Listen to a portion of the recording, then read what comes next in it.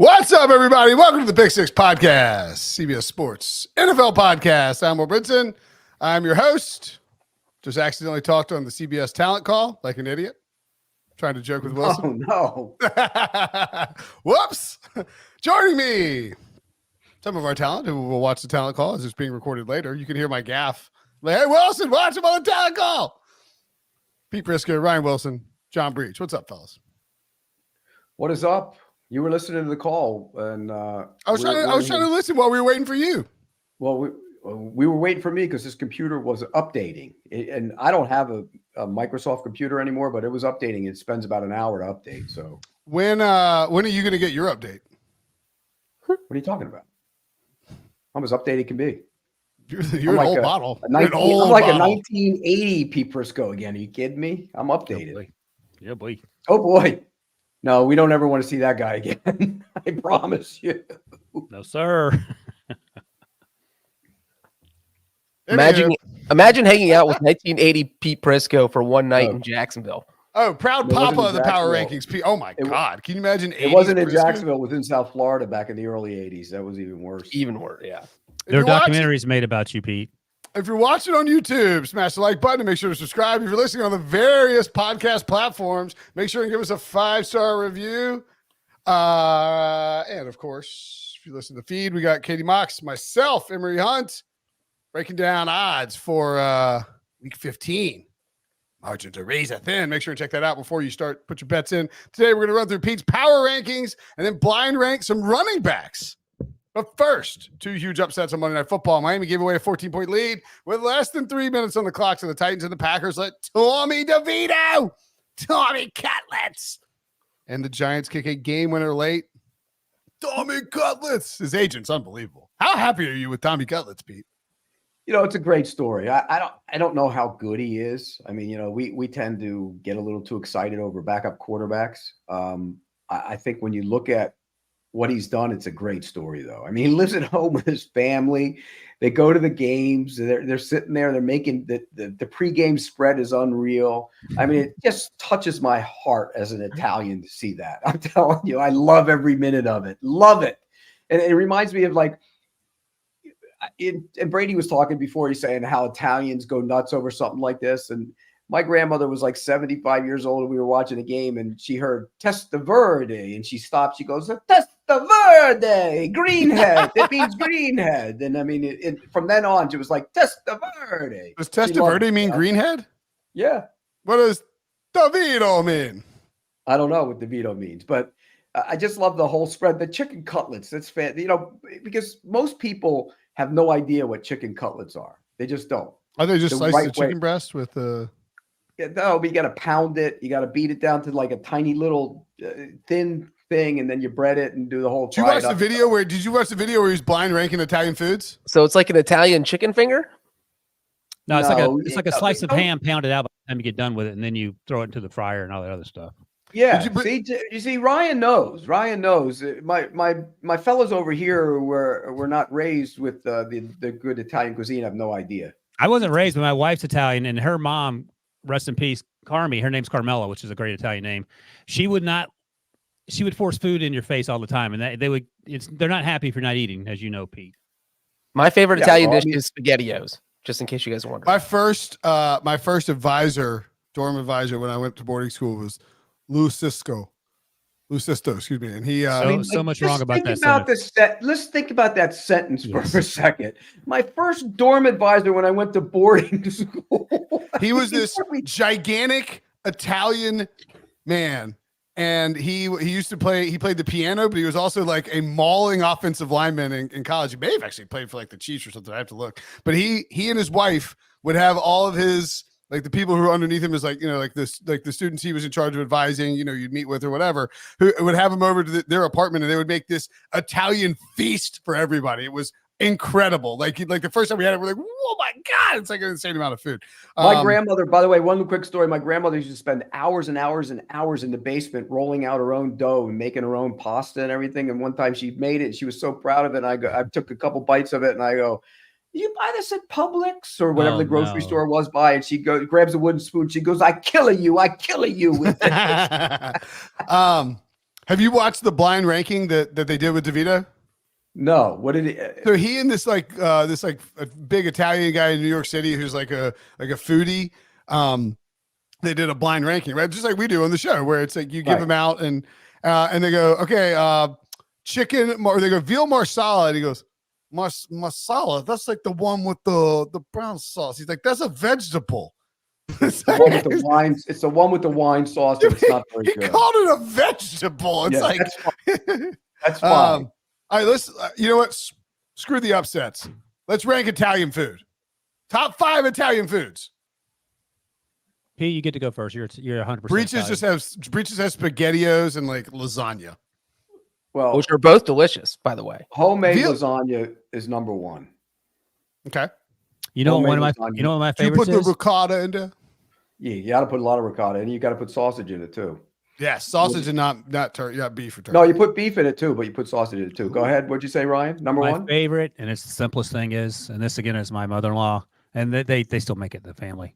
Homemade meatballs and spaghetti. That's it. To keep it simple. Love spaghetti so much. Well, you got to cook the meatballs in the sauce. Oh With yeah, the they take care of all that. This ain't no Mickey Mouse. Fry them up. You cook them in the sauce. Yeah. Boy, I'll tell you what. The desserts count because cannoli is still number 2.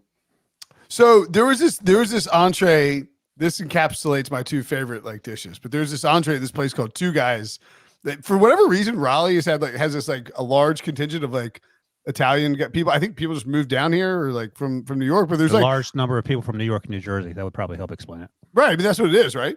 Yeah. No, I think so. Yeah. Well, I tell people that and they're like, what are you talking about? It's like, no, it's like there's a bunch of like authentic, like old school Italian restaurants down here, like Amedio's. Two Guys and Brothers used to be these two next to each other on Hillsborough Street. They're both closed now. But Two Guys had the Hillsborough Street special, which was veal and eggplant parmesan combined. So you would get like a slice of eggplant on top of like a thing of veal in a parmesan. Oh my God, incredible. Not a fan of either one of those. If I'm going parm, it's chicken parm, and it's got to be really thin. I make fun of Pete for his culinary taste. I agree 100%. I'm not an eggplant guy at all. No, I think, and you know, roast pork sandwich is not Italian. I was going to say Harry's just throwing out foods that he loves. He is. He's just throwing out food. No. Breech, you're definitely a eggplant guy, it feels like. If you put the eggplant on my Italian pizza and a glass of Italian red wine, that's all I need. Oh, there you go. Did you just call it Italian pizza? Well, do you call there's American style pizza and there's Italian style pizza, Brinson. Well, okay. Bro, dude, get some culinary knowledge in there. Learn the game. What's your Italian style pizza, Breech? Margarita, baby. Margarita's easy. Yeah, and he's talking about Naples style pizza. You're talking about the oven kind with it's different than Italian. I actually, this is going to sound awful, and I've never been to Italy, but I've had a lot of good Italian pizza. I think American pizza is better. I was in Italy 2 summers ago, and the pizza was pretty freaking good. Do you like thick crust pizza, like Chicago style? No. Thin crust, right? I prefer thin crust. I don't mind Sicilian thick crust pizza. You'll like it. When you go over there, you'll like it. It's good. Yeah. I've had there's a guy here in Fort Lauderdale. He won the pizza competitions in Italy. It's got pictures all over the place. It's Italian. He speaks fluent Italian. Yeah, and he makes good pizza, but it's different. It's different than what you get here. And you love Papa John's, right? I'll tell you. Oh no, trash. I'll tell you what's delicious too is cacio e pepe. Look at Brinson Googling whatever. Yeah, he furiously Googled. No, cacio e pepe is the dish. Cacio e pepe. We saw you. Cacio e pepe is good. Buca de Beppo. I mean, I like. You're Michael Scott trying to negotiate with Daryl. What about looking down at the? What about the gnocchi? Gnocchi? Gnocchi's too heavy for me. It sits like a lead weight in your stomach. I like baked ziti if it's done well. I like Wait a second, Pete. Baked ziti is lighter than gnocchi. Much lighter. Much lighter. It is too. It's not the potatoes. Alavaca sauce on rigatoni is good if you like that. So that was it was like penne alla vodka. That was like Tommy Cutler's like that's the number one. That's my go-to. Hey, and then penne alla vodka is really good. And then he ended up ranking like meats. Like number one was it was like chicken cutlets. He's like cutlets. Like that's you can do anything with them. He's like I usually cutlet like plain. Like it's like these guys are ridiculous. I like plain cutlets too. I just if you can give me a plain cutlet, I could eat probably like 4 of those just sliced. They're so thin. Hey Pete, before we move on, look, Italian food if you had to rank the foods in order, Italian food by far and away number one. Yeah, I guess What is? it's hard to not like it, but I mean, like I love Cutlets sushi. or lasagna? I don't think I'd eat sushi all day. Like there's some Italian food like linguine with clam sauce. I do not like. I love it. You love it? I do. What'd you say, Breech? Risotto. Risotto's great. Risotto I like a lot. How about here's the Fradiavolo, like lobster Fradiavolo? I love. Do you like spicy? You like spicy, right, Pete? It's spicy, but yeah, it's not bad. By the way, Pete, before we move on, tell these two Southerners about as Brinson's playing stuff off his laptop about how you cook up a dandelion. Dandelion flowers. Dandelion flowers. It's not the dandelion, it's the dandelion flowers. When I was a kid, we were playing baseball, a pickup baseball game, and my grandfather, somebody goes, "Hey, your grandfather's out in right field." I go, "What the hell is he doing out there?" And he was picking dandelion flowers, because what you do with the dandelion flowers, you fry it up almost like an eggplant parmesan, and they bread it and put eggs on it and the whole deal, and it becomes like a delicacy. I'm telling you. I've had fried that. dandelion. You've had that before, Breech? I have absolutely had that. What'd you think of Not it? making this up. It was pretty. You make it if you cook it correctly. It's like any other food. Pretty. You know what? And I'm not big on like eggplant like that or anything, but I thought the dandelion was pretty darn good because it's really thin, right? Breech, he cooked it really thin, right? Right. Yeah. It was all good. right. Enough about Italian foods. My God, we could have done the whole podcast on that. All right, we could do an entire Italian foods podcast. Instead, let's dig into Tommy DeVito. He's like seriously, watch. I just put the link to it, like Meals with Coog in there. I'll send it to you, Pete. But it's I'll send it to the text thread that we're on with you, me, and redacted. But the Giants. We'll start there. They beat the Packers. What a win. The Packers got DeVitoed. And the Packers dropped 3 spots from 13 to 16 in your power ranks. Did Jordan Love take a step back? And are the Packers still a playoff team? No, he didn't take a step back. He didn't play well early in that game, but he did drive him to go get the lead. Yeah. Right? You got to give him credit for that. That Saquon Barkley fumble was brutal. I was like, just thought they would overturn it. And they're just like, nope. No, that was a fumble. No, I know. It's just like you feel like he was touched and stumbling, and then. But he drove him to, what should have been the game-winning touchdown. So you'd be thinking differently of him. And I think they still have a legitimate shot to be a playoff team. It's probably going to be between them and the Rams, maybe for the last spot. Don't you think? Yeah, we were talking about the Rams, about how we think. Even Brinson and I agreed on that yesterday when we were on the HQ. Well, the Rams and Packers both have really easy schedules. Look at the Rams schedule. They play, I mean, the schedule the next 3. The 49ers are the final week, so that's not, it depends if they need it or not. Commanders, Saints at home, at the Giants, at Tommy DeVito, and at the 49ers. Yeah. I mean, that's they should go 4-0 if the 49ers sit their players. Right. Should. Yeah, but we thought that the Titans should lose this game by 14 points. We don't know. Right. You never know in this league. It's crazy. You can't figure it out. You can't.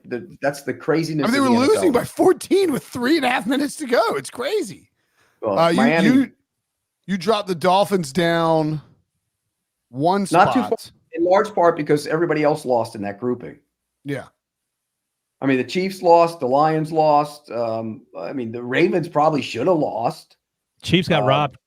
You know it. You know who didn't lose? Number 8, the Cleveland Browns. Pete, if Joe Flacco and the Cleveland Browns play the Dolphins on a neutral field tomorrow, who's winning that game? We don't know the health of Tyreek Hill. Who's winning the game? If you don't know the hell, if Tyreek Hill's not in the game, the Browns win that game. I agree 100% on that. Yeah. Miami looked lost without him. You know what, though? You know who they look like? They look like the Kansas City Chiefs without Tyreek Hill. Exactly what Patrick Mahomes is having to deal with. But the difference is the Super Bowl, defending Super Bowl champions. Healthy. And that's the concern for Miami. They have no offensive linemen. Actually, producer Harry was saying that, Liam Eichenberg had to move over. That was his 3rd move interior when the Connor Williams got hurt. And I think producer Harry said they're down to 1 starting offensive lineman, which isn't the way you want to go to the final month of the season. And then that fumble, the fumble by Tua were very clearly caused by like a snap issue. Well, and Connor Williams have been playing great at center. I mean, that's a big hit for them. So yeah, and Teron Armstead's always hurt, so that's not surprising. But you're right though, that offensive line he's sped up. When a quarterback's sped up, that's going to be a problem. Let me ask you this, Pete. Just speculating, because neither you nor I are a doctor. I think Breech is some sort of weird doctor in Puerto Rico. But on the scale of 0% to 100%, how many shots did Tyreek get in his ankle when he came back out there 10 minutes later than I thought he would? Probably just the one Toradol shot, because that thing will make anything not feel like anything. He didn't tape anything up either. He had no tape once he came back out there, which is amazing. Do you think he plays this I week? loved him after the game, though. He said he called his wife. His wife said, "Get in the game," or whatever. He got back in the game. She's like, honey, you know how much I bet on this game? I got the over on your receptions. Get back in there. Do we think Tyreek Hill plays this week? I mean, the way he came off the field was like Rocky. That was awesome when he popped up and sprinted off. Do their schedule is tough. They have in danger of losing the division because Buffalo is not. Absolutely. Yes. Absolutely in danger of losing the division. The numbers say that Buffalo has a 23% chance to win the division. Obviously, the Dolphins have the Jets at home this week. They'll win that. If they lose, they drop down to 86%. Do you think they win it without Tyreek, though? Yeah, Brinson, before you go through all this, let me tell Pete, because me, Brinson, and Breech are going to talk about this on HQ in a little bit. The next 4 games, which Brinson will read out in a second, Brinson and Breech have them going 1-3. I have them going 2-2, and that certainly changes the complexion of where they finish. Who did you? You have them losing to the Ravens. I have them winning this week. Read the schedule, Brinson. Jets and Cowboys at home. Jets at home. Cowboys at home. At the Ravens. Bills at home. I have them bookending. I have them beating the Jets. We all do, and then I have them beating the Bills in a barn burn week 18. That'd be a fun game. Yeah, that would be fun. If the Bills are go 3-0 in the next 3 weeks, and the Dolphins go 1-2. That'll be the Sunday night game, and holy crap, what a fun game for that would be for the division title. And also worth noting, quickly, Pete, I'll say this: these two knuckleheads have the Bills winning out, and I have them going 2-2. So that sort of balances things out in my bracket. Well, it's not out of there. If you look at if they beat the Cowboys this week, they'll win the next 2 after that. I mean, they should. They play Patriots and Dolphins that we talked about. Yeah. Well, no, the next 2. The Bills? The Bills have the Cowboys at home. At the Chargers, Patriots at home. Year. Okay, yeah, at the Chargers, which is with an Easton stick, they should win that game. Easton stick. And then you get the Patriots and then Miami. So if they beat the Cowboys, which I think they will do, they're going to go into that last game with a chance to win the division, right? But that'll be the Sunday night football game in week 18 and be a freaking incredible game because both teams. That's all that'll matter is whether you're getting the 2 seed or probably the 2 seed or the 5 seed, right? I would say the week 18 game could very easily be if both these teams went out. The Giants and the Bears. That game gets flexed to see who makes the playoffs because there's a chance. I mean, Brinson, if you're talking about one team finishing 11-6 and the losing team finishing at 10-7, it could be the 2 seed or the 6 seed or the 2 seed or the 7 seed. Yeah. Might not be 2-5. But that would be a game where both teams. It doesn't really matter what else is going on. You're playing. They're not. Nobody's gonna you're gonna be playing for the division if that's how it plays out. I think that is a fascinating possibility. It's amazing how everything has flipped in the last month. Mm-hmm. I mean, just flipped. Miami's automatic. This team's like Chiefs are going to roll through. It's just Detroit. Look at the Lions; they're great. It's all flipped already. I'm trying to see if I can bring up do the math really quick. Fun fact: while Brinson's doing the math really quick, Mike McDaniel 2-7 as the Dolphins coach in December and January. And they're 0-3 against teams with winning records and 0-1 against the Will Levis All-Stars, which is not where you want to be. Your Breech is calling Mike McDaniel a late season joker. That's what I'm not saying that. I'm not. Well, I didn't use those words out there. That's what you're hinting at. But I'm not saying that. So I actually don't think that this Jets game matters all that much. Disrespectful to Zach Wilson, but go ahead. Well, if the Dolphins beat the Jets and lose to the Cowboys and Ravens and the Bills go 3-0, I think it's still for the that's what we said, right? That's just for the division title. I don't know. You're doing the math. I'm not sure what you're looking at specifically. By the way, after watching the Bills live, nobody wants them in. Oh, correct. Yeah, we knew that. You just wanted to say that because you didn't see anything with that hat on your head anyway, Pete. It was covering your eyes the whole time. The hat was off in the press box when I watched the game. Oh, you guys sit up there? The bottom line is that defense surprisingly is getting a little bit better because they get guys back. Like Benford back is big. linebackers, the two linebackers, the young linebackers that are playing, they're playing really well. Von Miller's still a shell of himself. That's concerning, but let me ask you a question. Yeah. How much of that win do you think was a function of the team rallying around Sean McDermott? I just think a desperation was more at play than a team playing for a seed. That usually plays out that way. If a team is playing for its life against a team that's probably going to get in and is playing for seeding, the desperate team usually finds a way to win those games. Yeah. I think it played a role. Except that McDermott still almost gave the game away in the final 2 minutes when he refused to call a single run play. Like, yeah, I don't know what that was. Well, he doesn't call the plays. Joe Brady calls the plays. It was well, you're still a head coach. You can tell your offensive coordinator, hey, can we run the ball at least once? I think one of those plays was a check with me, and he and Allen made that decision. I think, just by the way it looked, but I'm not sure. BMAC pointed this out. I sort of set it up for him when we were talking about the Bills on HQ yesterday. But he mentioned with the 2005 Steelers, that team was 7-5 after week 13, and he's like, we just basically went into like playoff mode beginning in week 14. Like, we didn't have a choice. Every week was you had to win. And they didn't lose for the rest of the season. And that's how we got to Super Bowl, which is another part of that comparison is that you have that upstart other team in the division. In 2005, it was the Bengals. For the Bills this year, it's the Dolphins, where all the spotlight's kind of on that team. And then the unexpected team catches fire. Steelers. I was around a team. I covered the 96 Jaguars. They were 3-6 and ended up winning every game on the way out and went to the playoffs and ended up in the championship game and probably should have gone to the Super Bowl. Is that the year they beat the Patriots in New England? Or is that the year they pulled off the huge upset of the Denver Broncos? Stomp the Broncos, right?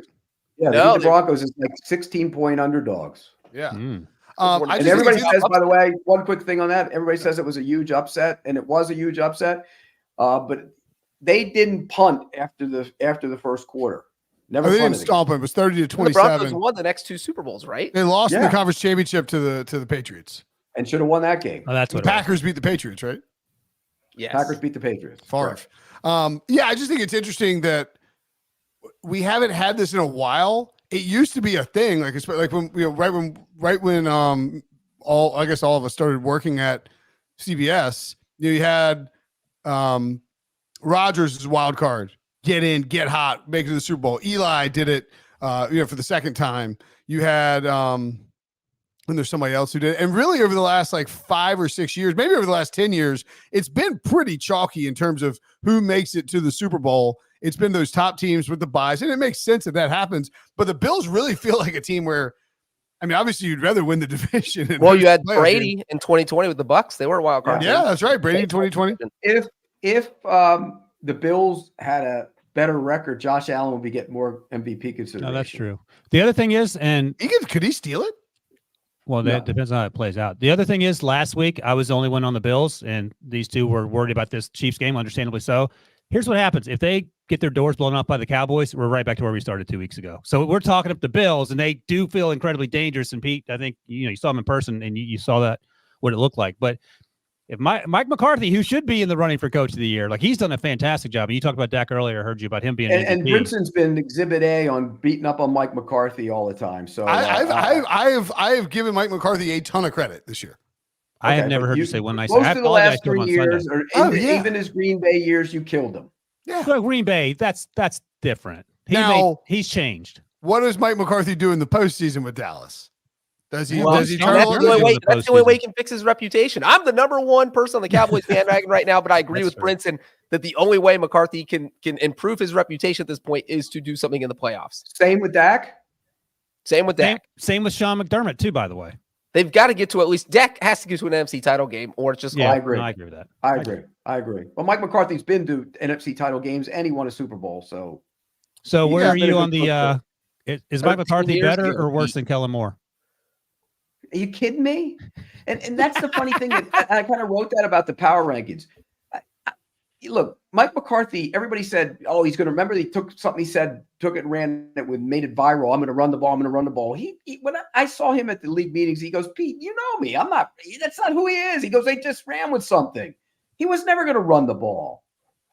Hey, look, Mike McCarthy's offense has been spectacular this year. All credit to Mike McCarthy. Dak has been awesome. Let me ask you this. Which 20-1 bet would you rather? I'll tell you what, actually, let's take a break. And when we come back, I've got two 20-1 bets I think you'll be interested in. And I'm curious which one you'll choose. And we'll tell you next. Are you using a plunger to unclog the shake machine, as in the same plunger we use to unclog the toilet? No. We're going to be opening Mega Good Burgers in cities all over the world. Whoa. Megacorp wants to replace everybody with robots. We gotta do something. Here's your burger. That's not soap, by the way. It's maple syrup. Why? So 20-1. You can bet on Mike McCarthy to be coach of the year or Josh Allen to be MVP. Which one would you rather bet? I'd probably bet on Mike McCarthy being coach of the year. Agree. I think I would rather bet on Josh Allen because I don't think the Cowboys are going to win the division. And I do think if Josh Allen wins the final 4 games of the season and plays the way that he's played the last 2 games and just puts up monster numbers, this is a year you could steal the MVP. I mean, but again, if Sunday's a blowout Cowboys win, then it's over. If the Cowboys blow out, of course, yeah. Now, if the Bills blow out the Cowboys, then it's on. Like Donkey Kong. Right. Well, I think go Buffalo and Miami in the next couple of weeks, and they play well on offense. Mike McCarthy has a real shot to be coach of the year. Yeah, well, that's what I was going to say here real quick is that Mike McCarthy has more margin for error because if the Cowboys lose to Buffalo but still go 3-1 in their final 4 games, they could still win the division.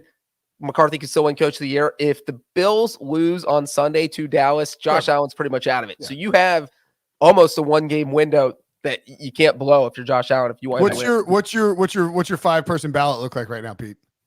MVP would be Dak number 1, probably Purdy number 2. I'd probably put Tyreek up there. Then Josh Allen maybe for now. And then who am I leaving out? I'm leaving somebody out. Lamar, Christian McCaffrey. Hurts probably. Nah, I'm not going to put Hurts in there. Lamar Jackson or Christian McCaffrey? Lamar, probably Lamar. That's the top. So Dak is plus 150, Purdy plus 185, Lamar 4 plus 475, Hurts 6.5 to 1, Tyreek, and then it's everybody else is like 16 to 1 or longer.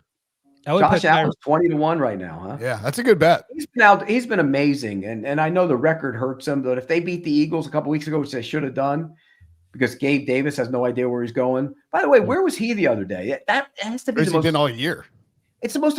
Well, there's been flashes of him. Remember, he had a couple games where he flashed. I don't think he runs the right route. I don't know that, but watching the game the other day, it looks like he doesn't run the right route all the time. All right, biggest risers and biggest fallers. Your biggest riser, the Cleveland Browns. Ryan Wilson had a great point on Sunday Night Show. Oh, wow. Can't wait to hear this. I've used it several times since then. I was like, dude, Flacco is old as hell. He's getting, he goes, he's drafted a year before Matthew Stafford. I was like, oh, that's true. I think he's like a little bit older because Stafford left Georgia, Flacco is at Delaware for maybe a little bit longer, but it's a great point. I mean, he's not that old, right? Plus, Flacco transferred from Pitt, remember? Yeah, he transferred from Pitt to Delaware. Yeah. You know why he had to transfer, Pete? Who's the quarterback he couldn't beat out? Palco. Tyler Palco. That's right. Palco. Jesus, that's right. Ryan had a first-round Stafford, by the way, 35. Yeah, there's still time. He can come back, Pete. It's early. there's 3 years. There's 3 years. 3 years of difference between their age. But what do you make of Joe Flacco and this Browns team, Pete? I think one thing that I said on a radio hit yesterday, I can't remember where I was saying it, but I think it's interesting that Kevin Stefanski now having some real offensive success with a quarterback who's willing to play inside of his offense. And look, Jacksonville's defense stinks. We've seen that the last 2 weeks, so it's hard to gauge that. But Joe Flacco looks comfortable. He had good throws against the Rams when he played them a couple weeks ago. So yeah, look, Cleveland's going to be a playoff team. I think they're going to be in. I think they're the one team of all the grouping because of where their schedule is and the way their record is. They're going to get in. Pete, let me ask you the total chaos question. This is the question that we all want to see this scenario play out. Joe Flacco leads the Browns to the Super Bowl. I don't care if they win or lose. They just get to the game. Who is Cleveland's quarterback next year? Deshaun Watson. What? You think Cleveland, who has never been to a Super Bowl, It would be how like would the the Nick fan base Foles- react if they got rid It of their would be the Super Nick Bowl Foles quarterback? accident. It would be the Oh Nick my Foles God. accident. It's a great But accident to have. But It Carson would be Wentz the was playing second at time. an MVP level. Be the Carson second time Flacco had that accident. I mean, And Carson Wentz was playing at MVP level when Foles came in. Deshaun Watson was not. You think they would bench Flacco or get rid of him or whatever and give the ball back to Watson? I do. They're paying him all that money. That I would do get that. divide Should the they? civil war in If- Cleveland. If Jake Browning somehow took the Bengals to the Super Bowl, what would they do with Joe Burrow? I mean, The Steelers. It's different because Joe Burrow has played at MVP Jake level and Browning has went taken to the the team Super to a Bowl Super Bowl. and won it and threw for 340 in every Oh. game Good along question. the way. What do you do with Ooh. Joe Burrow? Okay, well, that's a different scenario. But I don't still, know, Joe Burrow. buddy. I don't But know. still Joe Burrow. I mean, It's it's still Joe different Burrow. because Burrow has been a proven quarterback in very recent history, unlike Deshaun Watson. It's the same thing. I mean, I don't know, It's not man. the same thing because Watson hasn't No, done Burrow's anything in better. 2 It's years. not the same thing because Burrow's better than Watson. I get it, but it is Yes. the same thing in terms of franchise quarterback making a ton of money who's not playing. And Right. playing well. Should someone have come to Joe Flacco and been like, "We'll give you $5 million a game for the final 4 games of the season just to get him off of Cleveland's roster"? No, the Jets should have signed him in week 1. Or like the Jets should have had him. Why wouldn't the Falcons or Vikings call him up right now and be like, dude, we'll give you as much money as you want. You name That's a what I'm price, saying. get over here. All right. Well, he doesn't want to leave. That's the problem. Yeah, that's why you give a blank check. You just say, look, we have $12 million, $20 million in cap space. We'll give it all to you. Come play for us. I spent the last 3 weeks arguing with Brady Quinn that Josh Dobbs can't play, and he's defended him at every turn, and He it's had a- proven out he can't play. He had a good run. He's a good run as a He journeyman. can't He's play. Oh, stop. He I can't will play. say Prisco Backup nailed this. quarterbacks are backup quarterbacks 9 times out of 10, maybe 99 out of 100 for a reason. What point did he make on HQ that I thought was a good point about the best quarterbacks play at a certain level, and then what happens with the rest? They're up and down. You are who you are. You are who you are. It always plays out that way. There are exceptions to the rule, Tom Brady being one of them, but most of the time you are what you are. And, you know, Jake Browning's been good the last 2 games. Well, now we have game number 3 coming, and usually in game number 4, they start showing who they really are. So we'll see. But We'll he's find a out. bad team, so we'll see. All right. Top 10 Browns, bottom 5 Chargers. Justin Herbert done for the year. Easton Stick in 29th, 1 spot ahead of the Chargers, or the Patriots, who they beat 6-0 2 weeks ago. It's over. Justin Herbert broke a finger. Their playoff hopes are done, and a change is likely coming at the head coaching spot. The Chargers down 7 spots.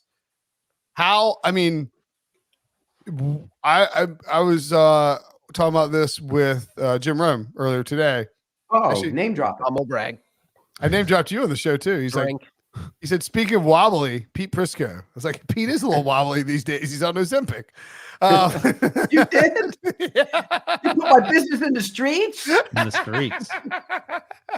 I mean, you brought it up on here. We're just as big as right. I bring it up all the time. I don't know, care. no, I'm kidding. What, like, is there any scenario? Because the only one I can think of is like the Spanish family is cheap. That Brandon Staley's back next year. He's not coming back. He's not coming back. No conceivable. He's been done since that first tantrum he threw. And by the way, remember Kellen Moore was going to fix it, and getting him out of Dallas, they're going to miss him and everything else. No. It just goes to show you sometimes a reputation that you get is not warranted. And he hasn't. Justin Herbert has not been any better this year. In fact, he's been worse. Kellen Moore, you are what you are, says Pete Prisco. Yep. All right, And Pete, let me here's ask the you other thing. this. Go ahead. Go ahead. Bruce. All right, here's my big question. Once the Chargers get rid of Brandon Staley, which obviously will likely happen this upcoming offseason, should they make a trade for Bill Belichick? yes. No. For Briscoe? No. Absolutely not. He's Because you know 71. why? Because you don't know how long you're going 71 to get years him. old. Is he going to coach the year to get the record and then he's done? Yeah. or I think whatever. How you many can get games 3 years guaranteed. You do He's it. 71. 3 years. And he's going to want control of the front office, I would imagine. Do you think he's going to just say, I'll let them do whatever? I'm not- say bye-bye, Tom I'm Telesco. not giving him control of the front office. We saw what he does with control of the front office. He got lucky to win a Super Bowl because he got a guy in the 6th round. Well, if he doesn't draft that guy in the 6th round, does he win those? Probably not. I mean, you admit he's a defensive genius, right? He's a great coach, and he's arguably the greatest coach of all time. He shouldn't be making football decisions. So if he wants to come in and be a football coach and not make the football decisions, I'd do that. And if you give him a quarterback, don't you feel like he could win a Super Bowl? Yes, he could win a Super Bowl. So Absolutely. couldn't he win in LA? Yes. But so could a lot of people if you give him the right coach. Yeah, it does. I don't think it makes sense Right. unless he can guarantee you a Super Bowl. Why would you bring in a 71-year-old and give up a draft? I pick? would do it. You would do it? Do it. I'd do it. I'm going to What call draft pick Spanos you get family. Breech, I'd do what it in a draft pick? heartbeat. The past history says it's ones. You're going to give up ones? Do whatever it takes to get a Super Bowl. I will Get that ring. I will say that the one thing about Belichick that I have not said this, so I'm sort of agreeing with Ryan, I guess, which disgusts me. But Belichick's mantra over his entire Patriots tenure has been get rid of a guy a year too early instead of a year too late. And Belichick, it might just be a year too late for Bill Belichick. At Well, least. here's the other thing. His offensive system is kind of outdated the way teams Kind play of? now. Yeah. So I don't think Herbert needs that. The Bring problem McDaniel. is, where do you get the offensive coaches? McDaniel. See, What do you I mean? think there's not a lot of great offensive coaches out there to be. And here's the problem with that. You don't hire a head coach based on his ability to lead an offense. You based on his ability to lead a team. 100%. And that's where teams always get into problems. Hire a good guy who can lead people and then let him hire his staff. So I asked Rick about that specific question because it infuriates me when you hire coordinators who can't manage. Right. And they didn't have any. These are questions they would ask, but there's no test that I know you hate the test, but there was no test that they come up with to figure out who's a good leader and who isn't, because we didn't know what DeMeco Ryans was going to be, but it certainly feels like that team rallies around him. Less so with other guys who are coaching that were great coordinators, and teams don't necessarily follow those guys. So I don't know. I agree with you 100%, but I think in terms of, I don't know if you figure that out interviewing Ben Johnson or interviewing Bobby Sloak or whomever, but you got to start somewhere, I guess, with that team. I used to think that the GM and coach should be the same guy, or could be the same guy. What do you mean? Now they can do both jobs. And I don't think you can do that. No. Just like I don't think the GM should have the duties of executive VP. So if you're a GM, my GM, if this is my organization, my top dog would be the executive VP. He would handle all the crap, the sponsorship, have some input into football, but not make any decisions. The GM would make the football decisions. He'd be my football guy. He would work in concert with the coach, but the GM would make the decisions. Then the coach would be the coach, period. That's how it would be run. And then I would want my coach to be an overseer of the whole process. Doesn't have to be a guy who calls plays on Sunday, and hire good. If you're a defensive minded guy like DeMeco Ryans, go out and hire a guy from the 49ers system and let him run it. So that's how I would build my organization. I like that idea. All right. If you were building your organization, you'd probably whiff on a quarterback and have to draft a new one at some point too, because that happens to I don't everybody. whiff. The whiff guy's in the lower left-hand square over there. Jeez. Time will tell, Pete. Time will tell. So Oh, no, look, I'm kidding about Ryan whiffing because he's actually hit a bunch of stuff. But when it comes to quarterbacks, he just listens to too many voices in his head. he might have been hanging out with Rick too much. Hey! Just kidding. Well, Rick and him are both wrong about Will Levis, so we can all No, please. Let's lap all repeat. right, let's pretend that you are the GM of a team, Pete. We're gonna look at some bottom 10 teams in your power rankings. Now, Okay. Harry and I banged our noggins together and came up with a little a chart here, a little meter here. Okay. If the outlook is rosy, you're in good shape. You get to keep the quarterback. If the outlook is not so rosy, it's Rosen, as in Josh Rosen, as in you got to draft another quarterback. Okay. So there's 4 spots. You can be rosy, you can be okay, you can be or you can be Josh Rosen. We will start. We're going to pull a Drake and start from the bottom. which actually is kind of hilarious because Drake May could be the number 1 overall pick for the Carolina Panthers from the North Carolina Tar Heels. The Carolina Panthers have Bryce Young. They won't be able to draft him because they traded their draft pick to the Bears, but they have Bryce Young. There's a lot of turnover happening in that organization. How would you rank from Rosie down to Rosen the Panthers' status at quarterback, Pete? What's the second one above Rosen? Just orange, yeah. It's probably an orange, for me Okay. right now. And I'll be honest with you, I didn't love him coming out because he's too little. Really? Wait, I haven't heard the story. Tell me. But he's tiny. Ryan, where would yeah, where would you put the Panthers scale? Ryan? I can't disagree with that. I went back. You know what's funny, Pete? I watched the first half of the Panthers game live, and I'm like, oh, I wasn't paying. The sound was off. I was like, okay, he's making some throws. They're throwing the ball deep for the first time in Panthers history with Bryce Young. Then he was 3 for 15 at the half, and then it just got worse from there. I give him credit for throwing deep. He missed a couple deep throws. He had 6 drops that I counted, but he's not going in the right direction. So I'm okay with he had that needle in the Rosen meter. I think the only reason that it's not full Rosen is that they traded all the picks to move up. Like if they had the number, you still got to give him the benefit of the doubt. You can't go full Rosen after this. If they had the number 1 overall pick and Drake May and Caleb Williams are there, you don't take a quarterback. It's not Bryce Young's fault. Here's the other thing, though. We don't know what those other guys are going to be. A year ago, you would have said, "Oh my God, Bryce Young's going to be the end all be all." You know what I mean? And he hasn't been. So you don't have no idea. So no, you can't go Rosen on. I mean, it's irrelevant. They don't have a quarterback to. They can't do anything about it anyway. No. They'll have to watch it. Breech, any thoughts on where they rank? I agree with Pete's thoughts, and also you can't throw him under the bus after 1 year. You got to give him one more year. But if he still stinks next year, you are in trouble. And you can cut bait after 2 years, I think. Oh, come on. Wait a second. Stop it. That's crazy talk. If he's playing like this next year, well, let's see what's around him. You got to improve. Don't get me wrong. Oh, the offensive line is horrific. I do think, and I've talked about this on the show, and Joe Person of The Athletic, our friend of the pod, wrote about this. They tried to, they changed the offensive system completely. And they tried to blend Frank Reich's system with Thomas Brown's system. And they've held they're basically asking this offensive line that's young and inexperienced to do a bunch of stuff that they're not good at. Yeah, but look, I get it. You're making a lot of excuses for the guy, but take a look at Will Levis's offensive line. I mean, he's got a rookie left tackle that, we thought he might be a good player, but what was the book on him, Ryan? He didn't put the work in, right? The Panthers would kill to have DeAndre Hopkins, though. Well, DeAndre doesn't get open either. He just makes catches that everyone else is dropping. Right. He doesn't run. Right. They have and Traylon Burks can't get open at all. Yeah. They have no speed. I'm just saying that Derrick Henry and DeAndre Hopkins would both be starters on the Carolina Those Panthers. teams are in similar situations offensively. Their situations are really similar. Yeah. Yes. Next up, the Washington Commanders. Likely to be without a head coach pretty soon. Ron Rivera. I would expect Ron Rivera's gone 9 a.m. I probably go the next level. You go yellow?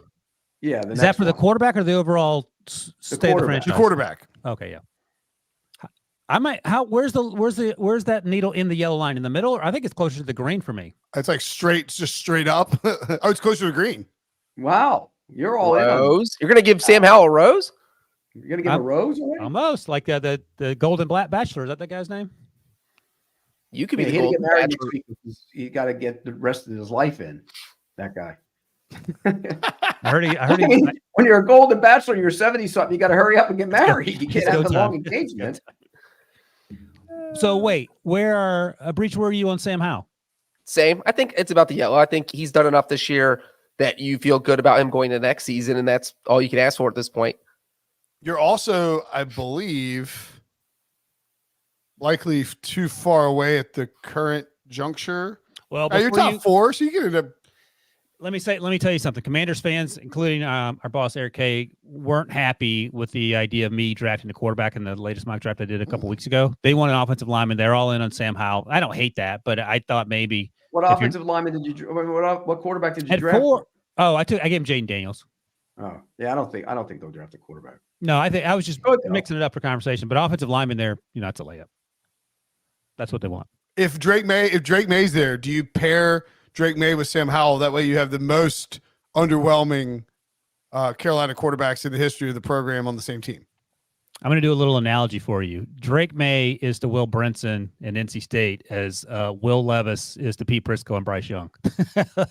Like that's the math there. I like Drake May. I just think I mean I don't think he's played great this year. I'll be honest with you. he hadn't played great against good defenses.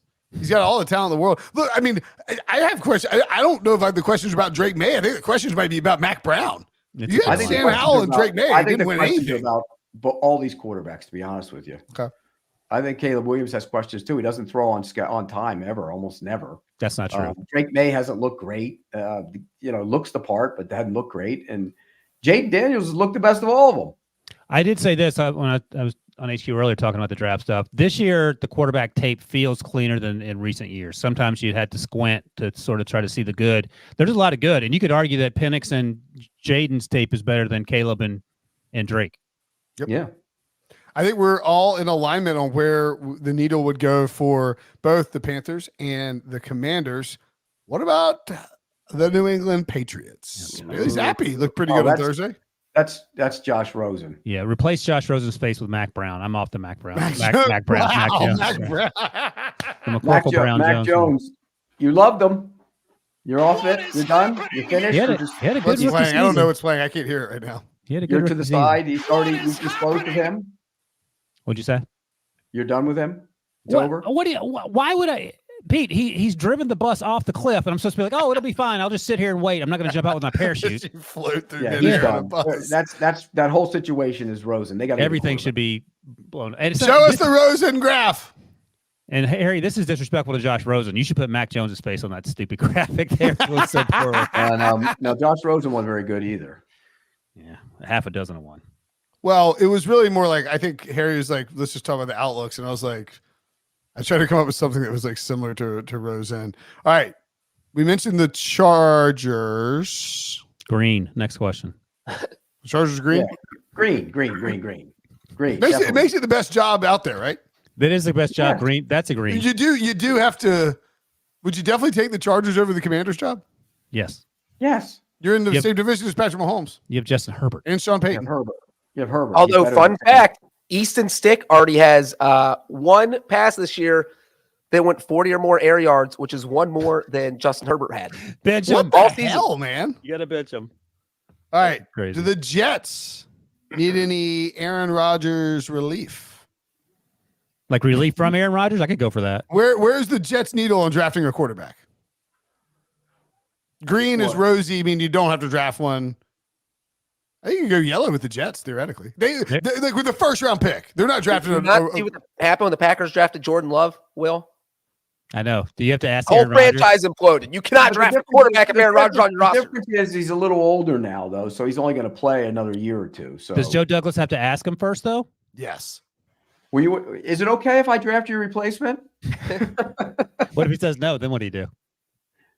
Send him to the box. Hey, Aaron, look, we had this guy ranked really high. If he's there, we're going to take him. I think that's fair. So if Yeah. Jaden Daniels is there at number 7, it'd be pretty hard to pass on him. Yeah, Is with- Zach Wilson the guy? No. No, but he looked good the other day. He looked great. I'm glad he had a good game. I don't hate the idea of like one more, just letting Zach Wilson sit behind Aaron Rodgers one more year. Oh, but Like, if he's playing- I would playing for the rather future, spend, if you have a top 10 pick, I would rather spend it on something to improve the situation for the quarterback, like an offensive lineman. I get that, but you know what I keep coming back to? I don't disagree with that at all, but I keep coming back to situations like Ike Ekwonu. Oh, boy. The Giants kept drafting offensive linemen. They just kept Evan sucking. Neal. Evan Neal. Neal. Andrew Thomas is good. But, yeah, so then you get into that Andrew situation. Thomas wasn't good out of the gate. He got better, but right, yeah, he struggled initially. So then you got, all right, I have a guy to fix the problem. This guy's making the problem worse, and we passed on it, whatever. It's really unlikely that even if you spend a top 10 pick on an offensive lineman, that he steps in right away and is great. Becton was a high pick. Yeah. Oh, Mekhi Becton was good his rookie year, though. He's gotten better. I'm just thinking He like just can't stay on the field. recent offensive linemen who've been really good out of the gate. Tristan Wirfs, and he's Darrisaw. struggling to the left side, though. Darrisaw, Darrisaw. Quentin Nelson, obviously, Rashawn Slater. Rashawn Slater, when he's healthy. Darrisaw's Absolutely. Penei Sewell. Penei Sewell. Darrisaw's the best of them, though. But by the I'm way, just saying, Penei like, Sewell's if Penei Sewell's a good example of what Breech's team did. They could have taken Penei or Jamar, and they took the right guy who helped the team in a different way, not protecting the quarterback. Yeah. All right. Tommy DeVito and the Giants. Where's their meter? And they're now picking 8th, by the way. So they keep winning and dropping down. They're at Rosen. they're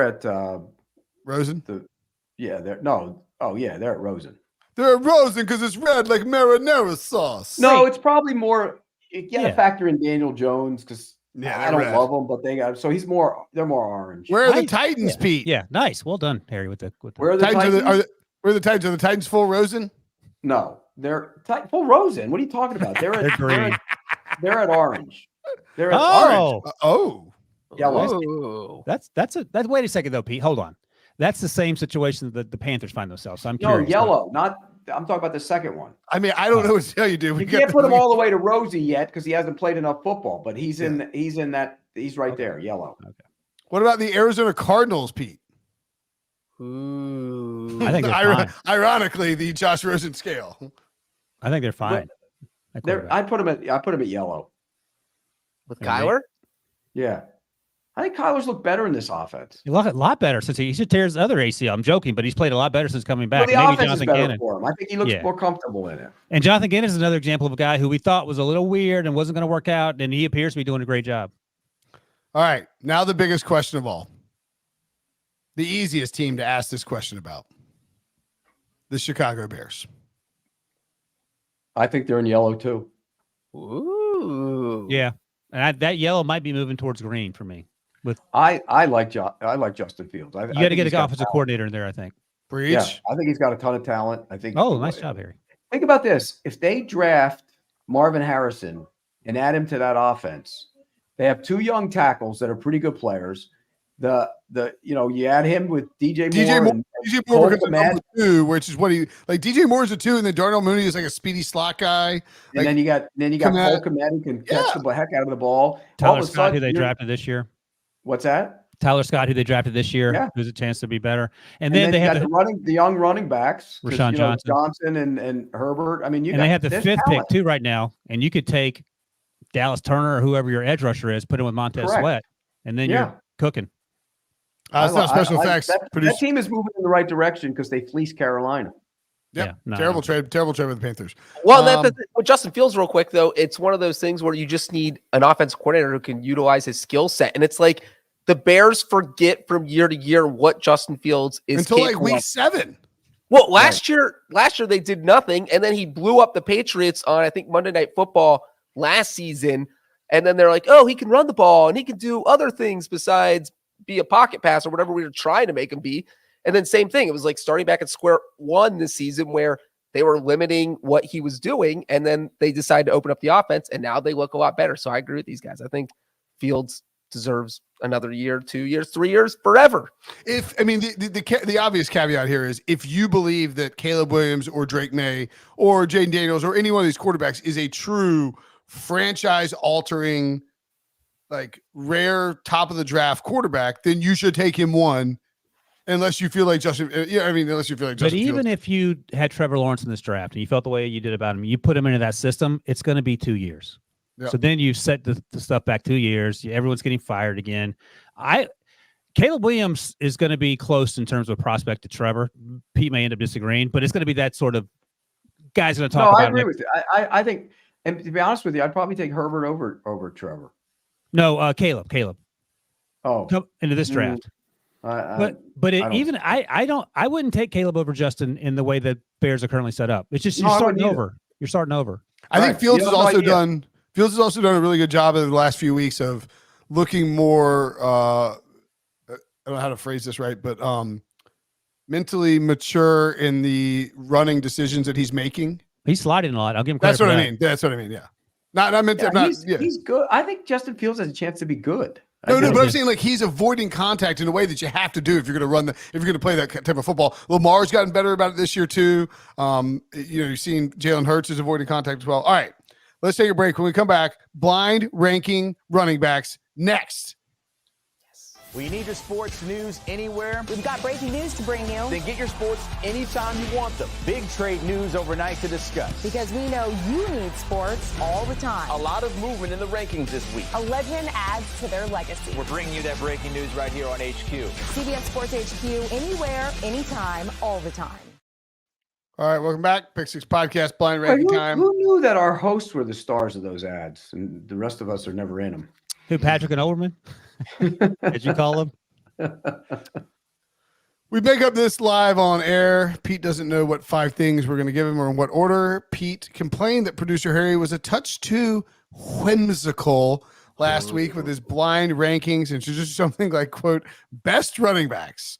Well, here you go, Pete. It's best running backs time. Feature backs, bell cows, teams, leading rushers. You get to rank them any way you want them. Are you ready, Pete? Let's go. Number 1, Lindell White. Oh, Lindell that's an awesome one. White. 5. I knew he was going to do How that. rude. Lindell White did our fantasy football telethon. He wasn't very good. At the telethon or at running back? He weighed about 270 pounds.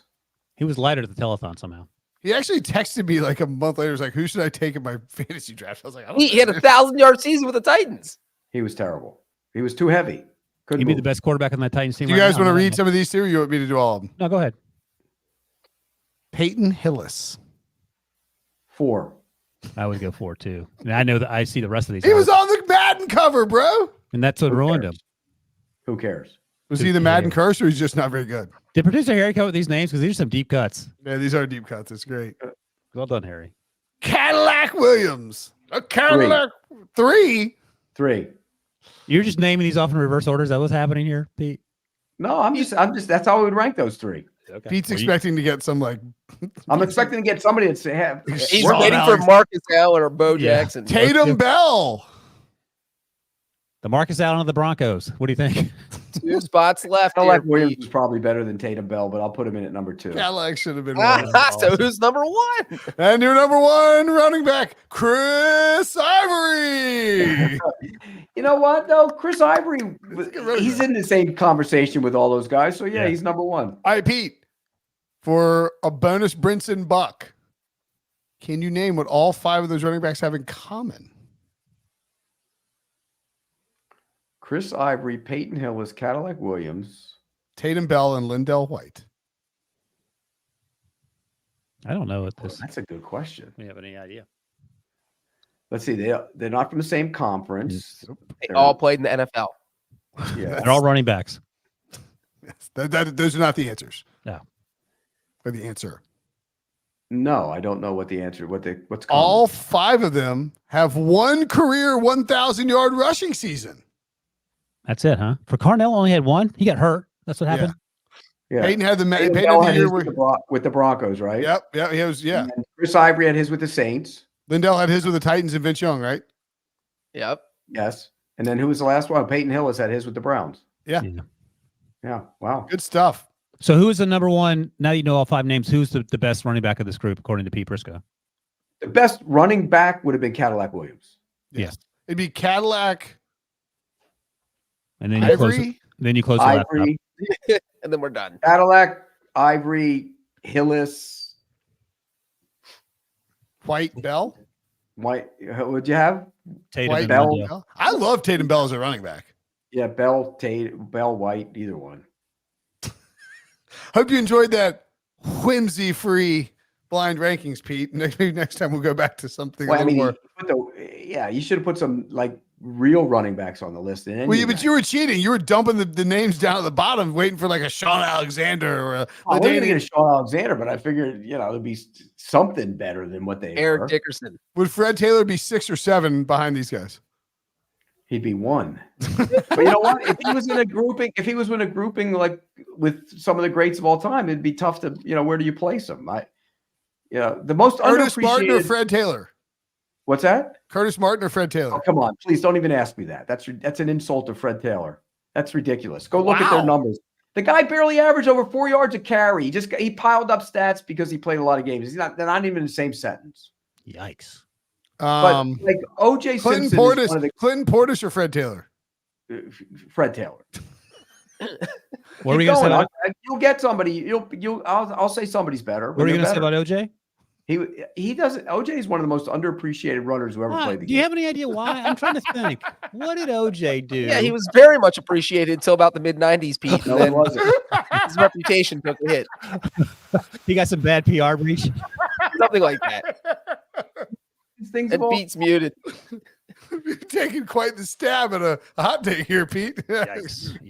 What about but like I'm trying to think of other guys that don't get to do what they deserve. Dickerson never got to do what he deserved for being a great back. What about Bo Jackson? Yeah. Terrell Davis or Fred Taylor? Oh, Fred Taylor. Fred Taylor. Terrell didn't play that long. Terrell. Dude, Adrian Peterson or Fred Taylor? Probably Adrian Peterson. Yeah. What about Chris Johnson? Fred Taylor. What? Thurman Thomas or Fred Taylor? Thermal. It's a tough one. Probably Fred was a better runner. Thurman was a better all-around back. What about Chuck Muncie or Fred Taylor? Remember Chuck Muncie? Yeah, He's Chuck wearing the Muncie horn was- rim glasses. Chuck My Muncie was dad good. played with him at Cal. Oh, he did? Yeah, Yeah, we he were was former good. teammates. That's awesome. Earl Muncie's Campbell or good. Fred Taylor? Earl Campbell. No, Fred Taylor was a better runner. But It's still, Come on, ridiculous. Pete. That's too. Fred Taylor was a Marcus- better runner. Marcus Corey Allen or Fred Dillon. Taylor? Marcus Oh. Allen was a better all-around back. That's a good call, Breach. Corey Who? Dillon or Fred Taylor. Oh, stop it with Corey Dillon. Are Corey you Dillon's serious? good. Two under-respected running backs who got stuck on cat teams that no one cares about. They have a lot in common. Look, I love Corey Dillon, and Corey Dillon could make a case for being in the Hall of Fame, but I Fred think Taylor so. was better than Corey Dillon. If Eric you ask- Dickerson. okay, they were they played a lot of the same teams. You go ask the players on those teams who was the better back. I guarantee it would be Fred They Taylor. finished 400 yards apart in career numbers. Oh, interesting. But Breach, ask the players who was better, Corey Dillon or Fred Taylor. I guarantee they would say Fred Taylor. On All right, Pro Breach, Fo- go do that now. On Pro Football References Pro Football Running Back Hall of Fame Monitor, which is a metric that includes championships, first team All Pros, games started, all of that.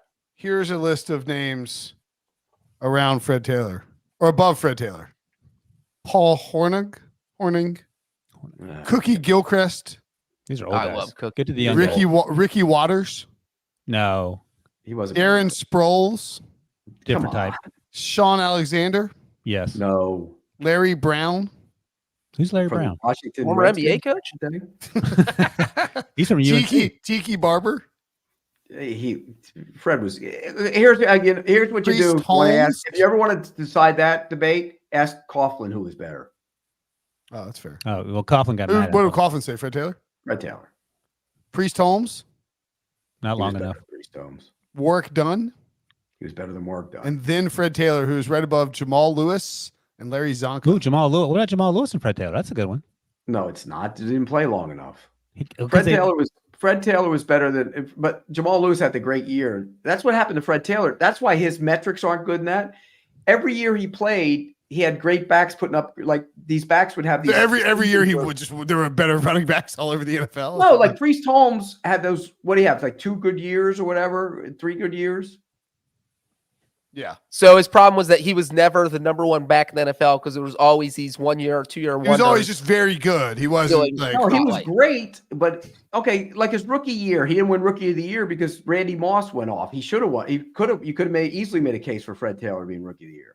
I will say that I think Fred Taylor probably hosed in this metric substantially by the fact that he was in Jacksonville, so he had No Pro Bowls. 1 Pro Bowl his entire career and no Right. first team All Pros, which Right. is, and I mean he led the league in rushing yards per game his 3rd year. Hey, he did play a lot longer than I remember. Didn't get a Pro Bowl till his 31-year-old season.